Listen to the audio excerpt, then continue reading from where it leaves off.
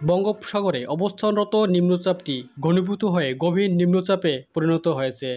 বর্তমানে এটি উত্তর পশ্চিম বঙ্গোপসাগর ও তৎসংলগ্ন পশ্চিম মধ্য বঙ্গোপসাগর এলাকায় অবস্থান করছে। পটুয়াখালী কুয়াকাটা সংলগ্ন বঙ্গোপসাগর উত্তাল রয়েছে, তাই পায়রাসহ দেশের সকল সমুদ্রবন্দরকে ৩ নম্বর স্থায়ী সতর্কতা সংকেত দেখিয়ে যেতে বলা হয়েছে।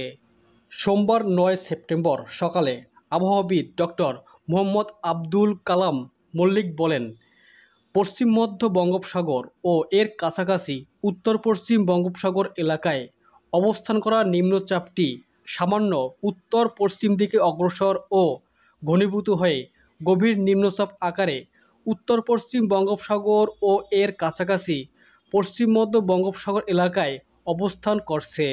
নিম্নচাপটি উত্তর পশ্চিম দিকে অগ্রসর হয়ে পুরীর কাছ দিয়ে উড়িষ্যা উপকূল অতিক্রম করতে পারে।